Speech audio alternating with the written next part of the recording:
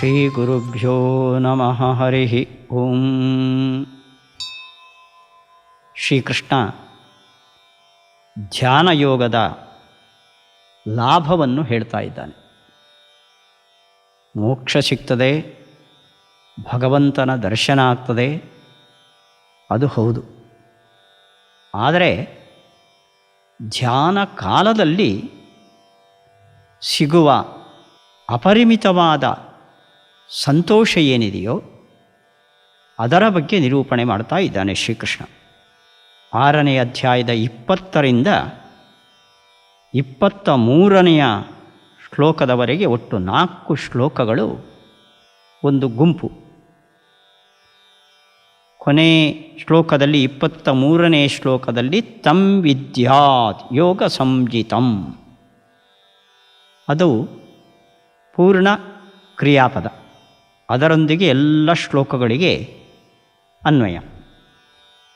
22ನೆಯ ಶ್ಲೋಕ ಹೀಗಿದೆ: ಯಂ ಲಬ್ಧ್ವಾ ಚಾಪರಂ ಲಾಭಂ ಮನ್ಯತೆ ನಾಧಿಕಂ ತತಃ ಯಸ್ಮಿನ್ ಸ್ಥಿತೋ ನ ದುಃಖೇನ ಗುರುಣಾಪಿ ವಿಚಾಲ್ಯತೆ.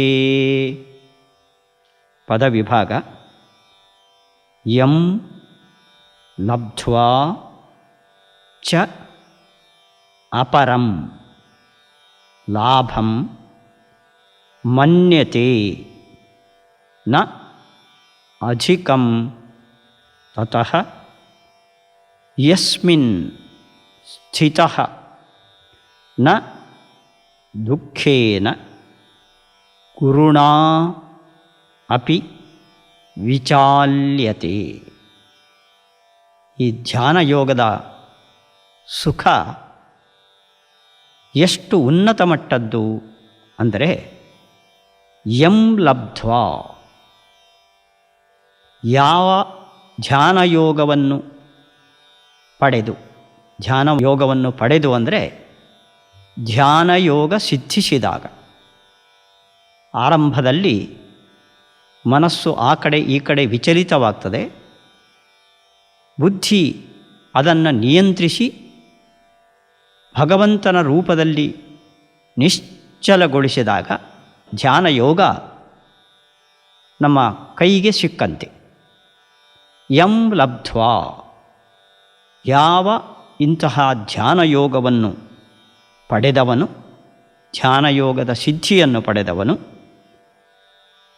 ತತಃ ಅಧಿಕಂ ಲಾಭಂ ಅಪರಂ ನ ಮನ್ಯತೆ, ಇದಕ್ಕಿಂತ ದೊಡ್ಡ ಲಾಭ ಇನ್ನೊಂದು ಇದೆ ಅಂತ ಅವನು ತಿಳಿಯೋದಿಲ್ಲ.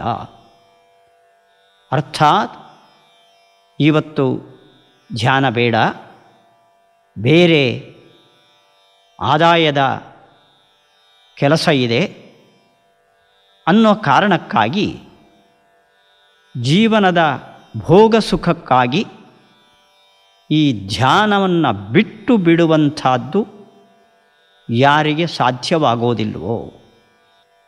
ಯಾಕೆ ಅಂದರೆ, ಇನ್ನೇನು ಕೆಲಸಗಳಿಂದ ನಾವು ಲಾಭವನ್ನು ಪಡೀಬೇಕೋ ಆ ಲಾಭ ಈ ಧ್ಯಾನ ಯೋಗದಿಂದ ಸಿಗುವ ಲಾಭಕ್ಕಿಂತ ಅತ್ಯಂತ ಕೆಳಮಟ್ಟದ್ದು. ಆದ್ದರಿಂದ ಈ ಉಚ್ಚಮಟ್ಟದ ಸುಖಕ್ಕಾಗಿ ಅಲ್ಪಮಟ್ಟದ ಲೌಕಿಕ ಸುಖವನ್ನು ಯಾರು ದೊಡ್ಡ ಲಾಭ ಅಂತ ಬಯಸೋದಿಲ್ವೋ, ಯಂ ಲಬ್ಧ್ವಾ ಅಪರಂ ಅಧಿಕಂ ನ ಮನ್ಯತೆ, ಬೇರೆ ಯಾವುದೇ ಸಾಂಸಾರಿಕ ಸುಖವನ್ನು ಇದಕ್ಕಿಂತ ದೊಡ್ಡದು ಅಂತ ತಿಳಿಯೋದಿಲ್ವೋ, ಇದರ ಮುಂದೆ ಅವೆಲ್ಲ ಚಿಕ್ಕದಾಗಿ ಕಾಣುತ್ತವೆ. ಉತ್ತರಾರ್ಥ: ಯಸ್ಮಿನ್ ಸ್ಥಿತಃ ಗುರುಣಾಪಿ ದುಃಖೇನ ನ ವಿಚಾಲ್ಯತೆ, ಯಾವ ಧ್ಯಾನಯೋಗದಲ್ಲಿ ಮುಳುಗಿದವನು ಸಾಂಸಾರಿಕವಾದ ಎಷ್ಟು ದೊಡ್ಡ ತೊಂದರೆ ದುಃಖಗಳು ಬಂದರೂ ನ ವಿಚಾಲ್ಯತೆ, ಆ ಯೋಗ ಸ್ಥಿತಿಯಿಂದ ಹೊರಬರೋದಿಲ್ವೋ, ಯೋಗಭ್ರಷ್ಟನಾಗೋದಿಲ್ವೋ, ಇದಕ್ಕಿಂತ ಹೆಚ್ಚಿನ ಸುಖ ಇನ್ನೊಂದಿದೆ ಅಂತ ಯಾವ ಸ್ಥಿತಿಯಲ್ಲಿ ತಿಳಿಯೋದಿಲ್ವೋ ಸಂಸಾರದಲ್ಲಿ ಎಷ್ಟು ದೊಡ್ಡ ದುಃಖ ಬಂದರೂ ಅದರಿಂದ ಮನಸ್ಸು ವಿಚಲಿತವಾಗಿ ಯೋಗವನ್ನು ಕೈಬಿಡೋದಿಲ್ವೋ. ಗುರುಣಾಪಿ ದುಃಖೇನ ನ ವಿಚಾಲ್ಯತೆ. ಅತ್ಯಂತ ದೊಡ್ಡ ತಾಪತ್ರಯ ಇದೆ ಅನ್ನೋ ಕಾರಣದಿಂದ ಯೋಗವನ್ನು ಬಿಟ್ಟು ಬಿಡೋದಿಲ್ವೋ. ತಂ ವಿದ್ಯಾತ್ ಯೋಗ ಸಂಜಿತಂ. ಮುಂದಿನ ಶ್ಲೋಕದೊಂದಿಗೆ ಅನ್ವಯ. ಅದನ್ನು ಯೋಗ ಅಂತ ತಿಳಿ. ನಮಗೆ ಎಟಕದ ಹಣ್ಣು ಇದು. ಆ ಸ್ಥಿತಿಯನ್ನು ಅನುಭವಿಸಿದಾಗ ಕೃಷ್ಣನ ಈ ಮಾತು ಸತ್ಯ ಅಂತ ಅನಿಸಬಹುದು. ಆ ಸ್ಥಿತಿಗೆ ಹೋಗುವ ಪ್ರಯತ್ನದಲ್ಲಿ ನಾವು ಇದ್ದೇವೋ ಏನೋ. ಇಂಥ ಒಂದು ದೊಡ್ಡ ಧ್ಯಾನಯೋಗ ನಮ್ಮ ಸಾಂಸಾರಿಕ ಸುಖಗಳನ್ನೆಲ್ಲ ಮೀರಿ ನಿಂತದ್ದು. ಅದಕ್ಕೆ ಯಾವುದೇ ದೊಡ್ಡ ಆಘಾತವು ಪ್ರತಿಬಂಧಕವಾಗಿರೋದಿಲ್ಲ. ಆಘಾತದಿಂದ ಧ್ಯಾನ ಬೇಡ ಅಂತ ಅನಿಸುವ ಪರಿಸ್ಥಿತಿಯೇ ಬರೋದಿಲ್ಲ. ಅಷ್ಟು ದೊಡ್ಡ ಒಂದು ಸುಖದ ಖಜಾನೆ ಆ ಧ್ಯಾನ ಯೋಗ. ಮತ್ತೊಮ್ಮೆ ಶ್ಲೋಕ. ಯಂ ಲಬ್ಧ್ವಾ ಚಾಪರಂ ಲಾಭಂ ಮನ್ಯತೆ ನಾಧಿಕಂ ತತಃ ಯಸ್ಮಿನ್ ಸ್ಥಿತೋ ನ ದುಃಖೇನ ಗುರುಣಾಪಿ ವಿಚಾಲ್ಯತೆ. ಮುಂದಿನ ಶ್ಲೋಕ. ತಂ ವಿದ್ಯಾತ್ ದುಃಖ ಸಂಯೋಗ ವಿಯೋಗಂ ಯೋಗ ಸಂಜಿತಂ ಸ ನಿಶ್ಚಯೇನ ಯೋಕ್ತವ್ಯೋ ಯೋಗೋ ನಿರ್ವಿಣ್ಣಚೇತಸಾ. ಪದವಿಭಾಗ. ತಂ ವಿದ್ಯಾತ್ ದುಃಖ ಸಂಯೋಗ ವಿಯೋಗಂ. ಒಂದೇ ಪದ ಅದು. ಯೋಗ ಸಂಜಿತಂ ಸಹ ನಿಶ್ಚಯೇನ ಯೋಕ್ತವ್ಯ ಯೋಗ ನಿರ್ವಿಣ್ಣಚೇತಸ. ಇದು 20ನೇ ಶ್ಲೋಕದಿಂದ ಇಲ್ಲಿವರೆಗಿನ ಶ್ಲೋಕದ ಮುಕ್ತಾಯ ಶ್ಲೋಕ. ಅಂದರೆ ಈ ಶ್ಲೋಕದಿಂದ ಅವುಗಳೆಲ್ಲಕ್ಕೂ ಅನ್ವಯ. ತಂ ವಿದ್ಯಾ ಯೋಗ ಸಂಜಿತಂ. ಇಂತಹ ಒಂದು ಸ್ಥಿತಿಗೆ ತಲುಪಿದಾಗ ಅದನ್ನು ನಾವು ಯೋಗ ಅಂತ ಕರೀತೇನೆ ಅಂದ ಶ್ರೀಕೃಷ್ಣ. ತಂ ಯೋಗ ಸಂಜಿತಂ ವಿದ್ಯಾ. ಸಂಜ್ಞಾ ಅಂದರೆ ಹೆಸರು. ಇಂಥ ಸ್ಥಿತಿಯನ್ನು ಯೋಗ ಅನ್ನೋ ಹೆಸರಿನಿಂದ ತಿಳಿಯಲ್ಪಡಬೇಕು. ಅಂದರೆ ಈ ಸ್ಥಿತಿಯೇ ನಿಜವಾದ ಧ್ಯಾನ ಯೋಗ. ಅದನ್ನು ಒಂದು ವಿಶೇಷಣದಿಂದ ಶ್ರೀಕೃಷ್ಣ ಸ್ಪಷ್ಟಪಡಿಸ್ತಾ ಇದ್ದಾನೆ. ದುಃಖ ಸಂಯೋಗ ವಿಯೋಗಂ.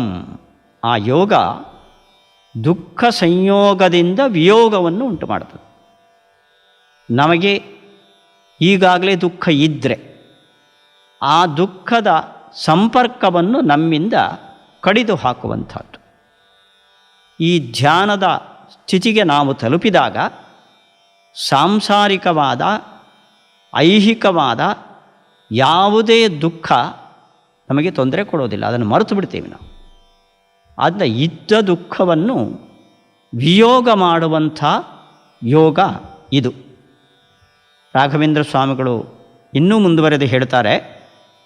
ಕೇವಲಂ ಉತ್ಪನ್ನಂ ದುಃಖಂ ನಾಶಯತಿ ಕಿಂತು ಉತ್ಪತ್ತಿಮೇವ ನಿವಾರಯತಿ. ಇದ್ದ ದುಃಖವನ್ನು ಅದು ನಾಶ ಮಾಡೋದು ಅಷ್ಟೇ ಅಲ್ಲ, ದುಃಖದ ಉತ್ಪತ್ತಿಯನ್ನೇ ಬರದಂತೆ ಮಾಡ್ತದೆ. ನಮಗೆ ಈಗಾಗಲೇ ಏನೋ ಒಂದು ದುಃಖದಲ್ಲಿ ಇದ್ದೇವೆ ನಾವು. ಈ ಯೋಗ ಸ್ಥಿತಿಗೆ ತಲುಪಿದಾಗ ಆ ದುಃಖ ನಮಗೆ ಯಾವ ತೊಂದರೆಯನ್ನು ಕೊಡೋದಿಲ್ಲ. ಅಷ್ಟೇ ಅಲ್ಲ, ಈಗ ದುಃಖ ಇದೆ, ಅದು ಕಳೆದು ಹೋಗ್ತದೆ. ಅಷ್ಟೇ ಅಲ್ಲ, ಮುಂದೆ ದುಃಖದ ಉತ್ಪತ್ತಿಯೇ ಆಗದಂತೆ, ನಮಗೆ ದುಃಖವೇ ಬಾರದಂತೆ ಆ ಯೋಗ ಮಾಡುತ್ತದೆ. ಅದು ಹೇಗೆ ಅಂತ ಮುಂದೆ ಶ್ರೀಕೃಷ್ಣ ನಿರೂಪಣೆ ಮಾಡ್ತಾನೆ. ಹೀಗೆ ಆ ಯೋಗದ ಸ್ಥಿತಿಗೆ ನಾವು ತಲುಪಿದಾಗ ನಮ್ಮ ದುಃಖಗಳೆಲ್ಲವನ್ನು ನಾವು ಮರೀತೇವೆ. ಮುಂದೆ ಅಂತಹ ದುರಂತ ಸನ್ನಿವೇಶ ನಮ್ಮ ಜೀವನದಲ್ಲಿ ಬರೋದೂ ಇಲ್ಲ. ತಂ ವಿದ್ಯಾತ್ ದುಃಖ ಸಂಯೋಗ ವಿಯೋಗಂ ಯೋಗ ಸಂಜಿತಂ ವಿದ್ಯಾ. ಈ ಧ್ಯಾನ ಯೋಗವನ್ನು ಶ್ರೀಕೃಷ್ಣ ಹೇಳ್ತಾನೆ, ಸಹ ನಿಶ್ಚಯೇನ ಯೋಕ್ತವ್ಯ. ನಿರ್ವಿಣ್ಣ ಚೇತಸ ಸಹ ಯೋಗ ನಿಶ್ಚಯೇನ ಯೋಕ್ತವ್ಯ. ನಿರ್ವಿಣ್ಣ ವಿಷಯ ಅನ್ನೋದರದ್ದು ವಿಣ್ಣ ಅಂತಾಗಿದೆ. ನಿರ್ವಿಣ್ಣ ಅಂದರೆ ವಿಷಯದ ವಿರಕ್ತಿಯಿಂದ ಕೂಡಿದ ಮನಸ್ಸಿನಿಂದ. ಆ ಮನಸ್ಸು ಒಂದು ಕಡೆ ನೆಲೆಗೊಳ್ಳಬೇಕಾದರೆ ಪ್ರಾಪಂಚಿಕ ವಿಷಯ ಪದಾರ್ಥಗಳ ವಿಯೋಗ ಅಂದರೆ ವೈರಾಗ್ಯ, ಅಂದರೆ ಅದು ಬೇಕು ಅನ್ನೋ ಭಾವ ಇದು ಇರಬಾರದು. ಹೀಗೆ ನಿರ್ವಿಣ್ಣ ಚೇತಸ, ವಿಷಯ ಪದಾರ್ಥಗಳ ಬಗ್ಗೆ ವೈರಾಗ್ಯವನ್ನು ತಾಡಿದ ಮನಸ್ಸಿನಿಂದ ಸಹ ಯೋಗ, ಇದುವರೆಗೆ ಹೇಳಿದ ಧ್ಯಾನ ಯೋಗವು ನಿಶ್ಚಯೇನ ಯೋಕ್ತವ್ಯ. ನಿಶ್ಚಯೇನ ಯೋಕ್ತವ್ಯ ಅಂದರೆ ಮಾಡಲೇಬೇಕು ಅಂತ ಅರ್ಥ. ಅವಶ್ಯಂ ಕರ್ತವ್ಯ ಏವ ಮುಮುಕ್ಷುಣ. ಯಾರಿಗೆ ಸಂಸಾರದಿಂದ ಬಿಡುಗಡೆಯಾಗಬೇಕು ಅಂತ ಉನ್ನತ ಬಯಕೆ ಇದೆಯೋ ಅವನು ಖಂಡಿತವಾಗಿಯೂ ಕೂಡ ಈ ಧ್ಯಾನ ಯೋಗವನ್ನು ಮಾಡಲೇಬೇಕು. ಹೇಗೆ ಮಾಡಬೇಕು? ನಿರ್ವಿಣ್ಣ ಚೇತಸ, ವಿಷಯದ ಸೆಳೆತಕ್ಕೆ ಒಳಗಾಗದ ಮನಸ್ಸಿನಿಂದ, ಅಂದರೆ ಮನಸ್ಸನ್ನು ತನ್ನ ಹಿಡಿತದಲ್ಲಿ ಇಟ್ಟುಕೊಂಡು ಏಕಾಗ್ರಗೊಳಿಸುವ ಮೂಲಕ ಈ ಯೋಗ ಸ್ಥಿತಿಯು ಸಂಸಾರದ ಬಿಡುಗಡೆಯನ್ನು ಬಯಸುವ ಸಾಧಕನಿಗೆ ಮಾಡಲೇಬೇಕಾದ ಒಂದು ಕರ್ತವ್ಯ. ಈ ಧ್ಯಾನ ಇಲ್ಲದೆ ಸಂಸಾರದಿಂದ ಬಿಡುಗಡೆ ಇಲ್ಲ. ಇದು ಧ್ಯಾನದ ಪ್ರಾಶಸ್ತ್ಯವನ್ನು ಶ್ರೀಕೃಷ್ಣ ಶ್ಲೋಕದಲ್ಲಿ ಹೇಳಿದ್ದಾನೆ. ಮತ್ತೊಮ್ಮೆ ಶ್ಲೋಕ. ತಂ ವಿದ್ಯಾ ದುಃಖ ಸಂಯೋಗ ವಿಯೋಗಂ ಯೋಗ ಸಂಜಿತಂ ಸ ನಿಶ್ಚಯೇನ ಯೋಕ್ತವ್ಯೋ ಯೋಗೋ ನಿರ್ವಿಣ್ಣ ಚೇತಸ. ಈ ಧ್ಯಾನ ಯೋಗದಿಂದ ಇದ್ದ ದುಃಖ ಹೋಗ್ತದೆ, ಮುಂದೆ ದುಃಖ ಬರೋದಿಲ್ಲ ಅಂತ ಶ್ರೀಕೃಷ್ಣ ಹೇಳಿದ್ದಾನೆ.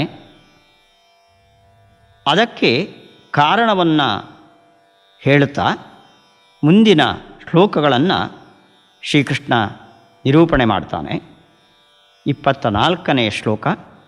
ಸಂಕಲ್ಪ ಪ್ರಭವಾನ್ ಕಾಮಾನ್ ತ್ಯಕ್ತ್ವಾ ಸರ್ವಾನಶೇಷತಃ ಮನಸೈವೇಂದ್ರಿಯಗ್ರಾಮಂ ವಿನಿಯಮ್ಯ ಸಮಂತತಃ. ಪದವಿಭಾಗ. ಸಂಕಲ್ಪ ಪ್ರಭವಾನ್ ಒಂದು ಪದ, ಕಾಮಾನ್ ತ್ಯಕ್ತ್ವಾ ಸರ್ವಾನ್ ಅಶೇಷತಃ ಮನಸಾ ಏವ ಇಂದ್ರಿಯಗ್ರಾಮಂ ವಿನಿಯಮ್ಯ ಸಮಂತತಃ. ಈ ಯೋಗಕ್ಕೆ ಪೂರ್ವ ಸಿದ್ಧತೆಯನ್ನು ಮತ್ತೆ ಶ್ರೀಕೃಷ್ಣ ಜಾಪಿಸ್ತಾ ಇದ್ದಾನೆ. ಸಂಕಲ್ಪ ಪ್ರಭವಾನ್. ಕಾಮಗಳು ಹೇಗೆ ಹುಡ್ತವೆ ಅಂದರೆ ಸಂಕಲ್ಪದಿಂದ ಹುಡ್ತದೆ. ಏನು ಸಂಕಲ್ಪ ಅಂದರೆ ಈ ಕೆಲಸವನ್ನು, ಅದು ಧಾರ್ಮಿಕವೇ ಆಗಲಿ ಲೌಕಿಕ ಸಾಂಸಾರಿಕ ಕೆಲಸಗಳೇ ಆಗಲಿ, ಇಂಥ ಕಾರ್ಯವನ್ನು ಇಂಥ ಫಲದ ಉದ್ದೇಶದಿಂದ ನಾನು ಮಾಡ್ತೇನೆ, ನಾನು ಈ ಲಾಭಕ್ಕೋಸ್ಕರ ಈ ಕೆಲಸಕ್ಕೆ ಇಳಿತೇನೆ, ಇದು ಸಂಕಲ್ಪ. ಈ ಸಂಕಲ್ಪದಿಂದ ಕಾಮಗಳು ಹುಡ್ತಾ ಹೋಗ್ತವೆ. ಅದು ಹರಿಯುವ ನೀರು. ಒಂದು ಫಲದ ಲಾಭದ ಉದ್ದೇಶದಿಂದ ಒಂದು ಕೆಲಸ ಮಾಡೋದು, ಆ ಲಾಭ ಈಡೇರಿತು ಸಾಕಿನ್ನೊಂದು ಅನಿಸೋದಿಲ್ಲ, ಇನ್ನೊಂದು ಉದ್ದೇಶ ಇಟ್ಕೊಂಡು ಮತ್ತೊಂದು ಕೆಲಸ ಮಾಡ್ತೀವಿ. ಹೀಗೆ ನಾವು ನಮ್ಮ ಕರ್ತವ್ಯದಲ್ಲಿ ಫಲದ ಗುರಿಯನ್ನು ಇಟ್ಟುಕೊಂಡು ಮಾಡಿದಂತೆ ಅದರ ಒಳಗಡೆ ಮತ್ತಷ್ಟು ಆಳವಾಗಿ ಸಿಕ್ಕಾಕೋತೇವೆ ಹೊರತು ಹೊರಗೆ ಬರೋದಿಲ್ಲ. ಆದ್ದರಿಂದ ಸಂಕಲ್ಪದಿಂದ ಕಾಮಗಳು ಹುಡ್ತವೆ. ಸಂಕಲ್ಪ ಪ್ರಭವಾನ್ ಕಾಮಾನ್. ಈ ಕೆಲಸವನ್ನು ಇಂಥ ಉದ್ದೇಶಕ್ಕಾಗಿ, ಇಂಥ ಫಲದ ಲಾಭಕ್ಕಾಗಿ ನಾನು ಮಾಡ್ತೇನೆ ಅನ್ನೋದೇ ಸಂಕಲ್ಪ. ಇದರಿಂದ ಪ್ರಭವ ಅಂದರೆ ಹುಟ್ಟುವಂಥದ್ದು ಕಾಮಾನ್, ಮನಸ್ಸಿನ ಇಚ್ಛೆ ಚಿಗುರುತ್ತಾ ಹೋಗ್ತದೆ. ಕಾಮಾನ್ ಸರ್ವಾನ್, ಇಂಥ ಎಲ್ಲ ಕಾಮಗಳನ್ನು, ಮನೆ ಬೇಕು, ಮಠ ಬೇಕು, ಮಡದಿ ಬೇಕು, ಮಕ್ಕಳು ಬೇಕು, ಮಕ್ಕಳಾದ ಮೇಲೆ ಮೊಮ್ಮಕ್ಕಳು, ಮೊಮ್ಮಕ್ಕಳಿಗೆ ಮತ್ತೆ ಒಂದೊಂದು ಸಂಸ್ಕಾರಗಳು, ಹೀಗೆ ಸರ್ವಾನ್, ಒಂದರ ಮುಂದೆ ಒಂದರಂತೆ ಹುಟ್ಟುವ ಎಲ್ಲ ಕಾಮನೆಗಳನ್ನು ಅಶೇಷತಃ ತ್ಯಕ್ತ್ವ, ನಿಶ್ಶೇಷವಾಗಿ ಬಿಡಬೇಕು. ಯಾವ ಕಾಮನೆಗಳನ್ನು ಮನಸ್ಸಿನಲ್ಲಿ ಇಟ್ಕೋಬಾರ್ದು. ಸಂಸಾರದಲ್ಲಿ ನನ್ನ ಪೂರ್ವಕರ್ಮಗಳಿಗೆ ಅನುಗುಣವಾಗಿ ದೇವರು ಏನು ಕೊಡ್ತಾನೋ ಅದನ್ನು ಉಣ್ತೇನೆ, ಈ ದೃಢ ನಿರ್ಧಾರವನ್ನು ಮಾಡಿ ಸಕಲ ಕಾಮಗಳನ್ನು ನಿಶ್ಶೇಷವಾಗಿ ತ್ಯಕ್ತ್ವ ಬಿಟ್ಟು ಮನಸ ಸಮಂತತಃ ಇಂದ್ರಿಯಗ್ರಾಮಂ ವಿನಿಯಮ್ಯ, ಮನಸ್ಸಿನಿಂದ ಇಂದ್ರಿಯ ಗ್ರಾಮ, ಇಲ್ಲಿ ಗ್ರಾಮ ಅಂದರೆ ಸಮೂಹ, ಗ್ರೂಪ್ ಅಂತ ಅರ್ಥ. ಇಂದ್ರಿಯಗಳ ಸಮೂಹವನ್ನು, 5 ಜ್ಞಾನೇಂದ್ರಿಯಗಳು, 5 ಕರ್ಮೇಂದ್ರಿಯಗಳು, ಹೀಗೆ ಇಂದ್ರಿಯಗಳದ್ದೊಂದು 10 ಸಂಖ್ಯೆಯ ಒಂದು ಗುಂಪಿದೆ. ಈ ಇಂದ್ರಿಯ ಗ್ರಾಮಗಳನ್ನು ಮನಸ್ಸಿನಿಂದ ಹಿಡಿಬೇಕು. ದೃಢವಾದ ಗಟ್ಟಿ ಮನಸ್ಸು ಮಾಡಿ ನಮ್ಮ ಜ್ಞಾನೇಂದ್ರಿಯ ಕರ್ಮೇಂದ್ರಿಯಗಳನ್ನು ನಿಯಂತ್ರಿಸಬೇಕು. ಆ ಮನಸ್ಸನ್ನು ಬುದ್ಧಿಯ ನಿಯಂತ್ರಣದಲ್ಲಿ ಇಟ್ಕೋಬೇಕು. ಹೀಗೆ ಮನಸ್ಸೂ ಒಂದು ಇಂದ್ರಿಯ, ಅದು ಒಳಗಡೆ ಇಂದ್ರಿಯ. ಆ ಮನಸ್ಸಿನಿಂದ ಬಾಹ್ಯ ಇಂದ್ರಿಯಗಳನ್ನು ನಿಯಂತ್ರಿಸಬೇಕು. ಮನಸ್ಸನ್ನು ಬುದ್ಧಿಯ ನಿಯಂತ್ರಣದಲ್ಲಿ ಇಟ್ಕೊಳ್ಬೇಕು. ಹೀಗೆ ಮನಸ ಸಮಂತತಃ ಅಂದರೆ ಸಂಪೂರ್ಣವಾಗಿ ಇಂದ್ರಿಯ ಗ್ರಾಮಂ ವಿನಿಯಮ್ಯ ಅಂದರೆ ನಿಯಂತ್ರಿಸಿ, ಸರ್ವಾನ್ ಅಶೇಷತಃ ಇಂದ್ರಿಯ ಗ್ರಾಮಂ ವಿನಿಯಮ್ಯ ಅಂದರೆ ನಿಯಂತ್ರಿಸಿ, ಮುಂದಿನ ಶ್ಲೋಕದೊಂದಿಗೆ ಅನ್ವಯ, ನಿಯಂತ್ರಿಸಿ ಧ್ಯಾನಕ್ಕೆ ಪ್ರವೇಶ ಮಾಡಬೇಕು ಅಂತ. ಇಲ್ಲಿ ಈ ಶ್ಲೋಕದಲ್ಲಿ ಇಂದ್ರಿಯಗಳನ್ನು ಮನಸ್ಸಿನ ಮೂಲಕ ಗೆದ್ದು ಕಾಮನೆಗಳನ್ನು ಇಟ್ಟುಕೊಳ್ಳದೆ ಧ್ಯಾನಕ್ಕೆ ಅಣಿಯಾಗಬೇಕು ಅನ್ನೋದನ್ನು ಶ್ರೀಕೃಷ್ಣ ನಿರೂಪಣೆ ಮಾಡಿದ್ದಾನೆ. ಮತ್ತೊಮ್ಮೆ ಶ್ಲೋಕ. ಸಂಕಲ್ಪ ಪ್ರಭವಾನ್ ಕಾಮಾನ್ ತ್ಯಕ್ತ್ವಾ ಸರ್ವಾನಶೇಷತಃ ಮನಸೈವೇಂದ್ರಿಯಗ್ರಾಮಂ ವಿನಿಯಮ್ಯ ಸಮಂತತಃ. ಮನಸ್ಸನ್ನು ಅಂಥ ಒಂದು ಗಟ್ಟಿ ನಿರ್ಧಾರದಿಂದ ಇಂದ್ರಿಯಗಳನ್ನು ಗೆಲ್ಲಬೇಕು. ಮನಸ್ಸು ಬಿಟ್ಟು ಇಂದ್ರಿಯಗಳನ್ನು ಗೆಲ್ಲೋದಕ್ಕೆ ಬೇರೆ ದಾರಿ ಇಲ್ಲ ಅನ್ನೋದನ್ನು ಮನಸೈವ, ಮನಸ್ಸಿನಿಂದಲೇ ಇಂದ್ರಿಯ ಎಂಬ ಕುದುರೆಗಳನ್ನು ಕಟ್ಟ ಹಾಕೋಕ್ಕೆ ಸಾಧ್ಯ ಹೊರತು ಬೇರೆ ಯಾವ ಸಾಧನವೂ ಅದಕ್ಕೆ ಇಲ್ಲ. ಇಲ್ಲಿಗೆ ಬಾಹ್ಯೇಂದ್ರಿಯಗಳ ಜಯ ಆಯಿತು. ಮುಂದೆ ಮನಸ್ಸನ್ನು ಹೇಗೆ ಗೆಲ್ಲೋದು ಅದನ್ನು ಶ್ರೀಕೃಷ್ಣ ಹೇಳ್ತಾ ಇದ್ದಾನೆ. 25ನೇ ಶ್ಲೋಕ. ಶನೈ ಶನೈರುಪರಮೇತ್ ಬುದ್ಧಿಯಾ ಧೃತಿಗೃಹೀತಯ ಆತ್ಮಸಂಸ್ಥಂ ಮನಃ ಕೃತ್ವ ನ ಕಿಂಚಿದಪಿ ಚಿಂತಯೇತ್. ಪದವಿಭಾಗ. ಶನೈಹಿ ಶನೈಹಿ ಅವ್ಯಯ ಅದು. ಉಪರಮೇತ್ ಬುದ್ಧಿಯ ಧೃತಿ ಗೃಹೀತಯ ಆತ್ಮಸಂಸ್ಥಂ ಮನಃ ಕೃತ್ವ ನ ಕಿಂಚಿದಪಿ ಚಿಂತಯೇತ್. ಬಾಹ್ಯೇಂದ್ರಿಯಗಳನ್ನು ಮನಸ್ಸಿನಿಂದ ಗೆಲ್ಲಬೇಕು. ಮನಸ್ಸನ್ನು ಗೆಲ್ಲೋದು ಹೇಗೆ ಅಂದರೆ ಶನೈಹಿ ಶನೈಹಿ ಧೃತಿಗೃಹೀತಯ ಬುದ್ಧಿಯ ಉಪರಮೇತ್. ಶನೈಹಿ ಅಂದರೆ ನಿಧಾನವಾಗಿ. ಮನಸ್ಸಿನ ನಿಗ್ರಹ ಒಂದೇ ಸತಿ ಸಾಕಾಗಲ್ಲ. ಅದಕ್ಕೆ ಶಿಕ್ಷೆ ಕೊಟ್ಟು ಉಪವಾಸ ಹಾಕಿ ಅದನ್ನು ಗೆಲ್ಲೋದಕ್ಕೆ ಸಾಧ್ಯ ಇಲ್ಲ. ನಿಧಾನವಾಗಿ ಶನೈಹಿ ಧೃತಿಗೃಹೀತಯ. ಧೃತಿ ಅಂದರೆ ಒಂದರ್ಥ ಧೈರ್ಯ. ಧೈರ್ಯದಿಂದ ಹಿಡಿಯಲ್ಪಟ್ಟ. ಬುದ್ಧಿಯ ಅಂದರೆ ಬುದ್ಧಿಯಿಂದ ಮನಸ್ಸನ್ನು ಗೆಲ್ಲಬೇಕು. ಬುದ್ಧಿ ಹೇಗಿರಬೇಕು ಅಂದರೆ ಧೃತಿ ಗೃಹೀತಯ, ಧೈರ್ಯದಿಂದ ಹಿಡಿತದಲ್ಲಿ ಇಟ್ಟುಕೊಂಡ ಬುದ್ಧಿಯಿಂದ.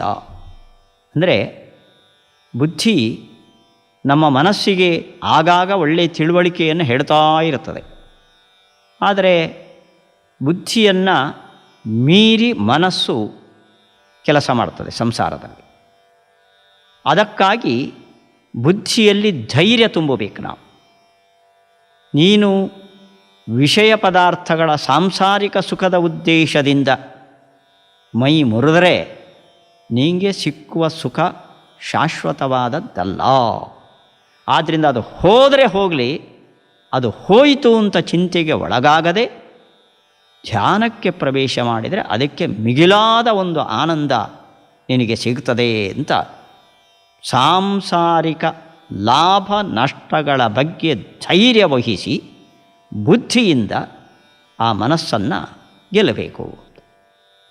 ಅಥವಾ ಧೃತಿ ಅಂದರೆ ಇನ್ನೊಂದು ಅರ್ಥ ಧಾರಣ ಅಂತ ಅರ್ಥ. ಧಾರಣ ಅಂದರೆ ಖಂಡಸ್ಮೃತಿ ಧಾರಣ ಸ್ಯಾತ್. ಆ ಬುದ್ಧಿಯನ್ನು ಖಂಡ ಧ್ಯಾನಕ್ಕೆ, ಸ್ವಲ್ಪ ಹೊತ್ತು ಧ್ಯಾನ, ಮನಸ್ಸು ವಿಚಲಿತವಾಗ್ತದೆ. ಸ್ವಲ್ಪ ವಿಶ್ರಾಮ, ಮತ್ತೆ ಪುನಃ. ಆರಂಭದಲ್ಲಿ ನಿರಂತರವಾಗಿ ದೀರ್ಘಕಾಲ ಮನಸ್ಸಿಗೆ ಚಡಪಡಿಕೆ ಕೊಡಬಾರ್ದು. ಹೀಗೆ ಶನೈಹಿ ಧೃತಿಗೃಹೀತಯ, ಧಾರಣೆಯಿಂದ ವಶ ಮಾಡಲ್ಪಟ್ಟ ಬುದ್ಧಿಯ, ಮನಸ್ಸಿಗಂತ ಮೇಲ್ಪಟ್ಟ ಮನಸ್ಸನ್ನು ತಿದ್ದುವ ಬುದ್ಧಿಯಿಂದ ಉಪರಮೇತ್. ಉಪರಮೇತ್ ಅಂದರೆ ಉಪರಮ ಅಂದರೆ ವಿಶ್ರಾಂತಿ ಅಂತ ಅರ್ಥ. ಮನಸ್ಸಿನ ಸೆಳೆತದಿಂದ ವಿಶ್ರಾಂತಿ ಪಡಬೇಕು. ವಿಷಯೇಭ್ಯ ಉಪರಮೇತ್. ಆ ಮನಸ್ಸು ಲೌಕಿಕ ಸುಖದ ಕಡೆಗೆ ಓಡ್ತಾ ಇರ್ತದೆ. ಆ ವಿಷಯಗಳಿಂದ ಉಪರಮ ಮಾಡಬೇಕು, ಅದಕ್ಕೆ ವಿಶ್ರಾಂತಿಯನ್ನು ಕೊಡಬೇಕು. ಮನಸ್ಸಿಗೆ ಬುದ್ಧಿಯ ಸಹಾಯದಿಂದ ವಿಷಯ ಪದಾರ್ಥಗಳಿಂದ ಉಪರಮವನ್ನು, ವಿಶ್ರಾಂತಿಯನ್ನು, ಅದು ಲೌಕಿಕ ಸುಖದ ಬಗ್ಗೆ ಹಾತೊರೆಯದಂತೆ ಮಾಡುವ ಸ್ಥಿತಿಯನ್ನು ಶನೈಹಿ ನಿಧಾನವಾಗಿ ಒಂದೇ ದಿವಸ, ಒಂದೇ ವಾರ, ಒಂದೇ ತಿಂಗಳು ಅಂತ ಗಡಿಬಿಡಿ ಮಾಡದೆ, ಅವಸರ ಮಾಡದೆ ನಿಧಾನವಾಗಿ ಆ ವಿವೇಕಪೂರ್ಣವಾದ ಬುದ್ಧಿಯ ಮೂಲಕ ಮನಸ್ಸನ್ನು ಹಿಡಿತಕ್ಕೆ ತರಬೇಕು. ಮನಸ್ಸು ಇಂದ್ರಿಯಗಳನ್ನು ಹಿಡಿತಕ್ಕೆ ತರಬೇಕು. ಹೀಗೆ ಬುದ್ಧಿಯಿಂದ ಮನೋನಿಯಂತ್ರಣ, ಮನಸ್ಸಿನಿಂದ ಇಂದ್ರಿಯಗಳ ನಿಯಂತ್ರಣ. ಆ ಮನಸ್ಸನ್ನು ವಿಷಯ ಪದಾರ್ಥಗಳ ಸೆಳೆತದಿಂದ ಈ ಕಡೆ ತಂದುವು, ಮತ್ತು ಆತ್ಮಸಂಸ್ಥಂ ಮನಃ ಕೃತ್ವ, ಆ ಮನಸ್ಸನ್ನು ಈ ಕಡೆಯಿಂದ ಸೆಳೆದು ಆತ್ಮಸಂಸ್ಥಂ, ಆತ್ಮನಲ್ಲಿ ನೆಲೆಗೊಳ್ಳುವಂತೆ ಕೃತ್ವ ಮಾಡಿ ನಕಿಂಚಿದಪಿ ಚಿಂತೆಯೇತ್. ಆ ಮನಸ್ಸಿನಿಂದ ಬಾಹ್ಯ ಯಾವುದೇ ಪದಾರ್ಥಗಳ ಚಿಂತನೆ ನಡೆಸಬಾರದು. ಹೀಗೆ ನಿಧಾನವಾಗಿ ಧೈರ್ಯದಿಂದ ಬುದ್ಧಿಯ ಸಹಾಯದಿಂದ ಮನಸ್ಸನ್ನು ಗೆದ್ದು ಮನಸ್ಸನ್ನು ಆತ್ಮನಲ್ಲಿ ನೆಲೆಗೊಳಿಸಿ ನಕಿಂಚಿದಪಿ ಚಿಂತೆಯೇತ್. ಬಾಹ್ಯ ಯಾವುದೇ ವಸ್ತುಗಳ ಯೋಚನೆಯನ್ನು ಮನಸ್ಸಿನಿಂದ ಮಾಡಬಾರದು. ಏಕಾಗ್ರವಾಗಿ ಒಂದು ವಿಷಯದಲ್ಲಿ ಅಂದರೆ ಭಗವಂತನಲ್ಲಿ ನೆಲೆಗೊಳಿಸಬೇಕು. ಶನೈ ಶನೈರುಪಶಮೇತ್ ಬುದ್ಧಿಯಾ ಧೃತಿಗೃಹೀತಯ ಆತ್ಮಸಂಸ್ಥಂ ಮನಃ ಕೃತ್ವ ನ ಕಿಂಚಿದಪಿ ಚಿಂತೆಯೇತ್. ಇದು ದೀರ್ಘಕಾಲದ ಒಂದು ಸಾಧನೆ ಅಂತ. ಮನಸ್ಸನ್ನೇ ಗೆಲ್ಲೋದೇ ಒಂದು ದೊಡ್ಡ ಸಾಹಸ ಅದು. ಇದು ಶ್ರೀಕೃಷ್ಣ ಧ್ಯಾನದ ಬಗ್ಗೆ ಹೇಳಿದ ಮುಖ್ಯವಾದ ಅಂಶ. ಶ್ರೀಕೃಷ್ಣಾರ್ಪಣಮಸ್ತು. ಭಗವದ್ಗೀತೆಯ ಈ ಪಾಠದ ಪ್ರಾಯೋಜಕತ್ವವನ್ನು ಶ್ರೀ ವರದರಾಜ್, ಶ್ರೀಮತಿ ರಶ್ಮಿ ಈ ದಂಪತಿಗಳು ಮತ್ತು ಅವರ ಮಕ್ಕಳಾದ ಆಶೀಶ್ ಇವರು ಆಯೋಜಿಸಿದ್ದಾರೆ. ಈ ಪಾಠವನ್ನು ಶ್ರೀಕೃಷ್ಣ ಅವರಿಗೆ ಮನೋಭೀಷ್ಟವನ್ನು ಅನುಗ್ರಹಿಸಿ ಕೃಷ್ಣ ಭಕ್ತಿಯನ್ನು ಕೊಟ್ಟು ಉದ್ಧಾರ ಮಾಡಲಿ ಅಂತ ಪ್ರಾರ್ಥನೆ ಮಾಡೋಣ.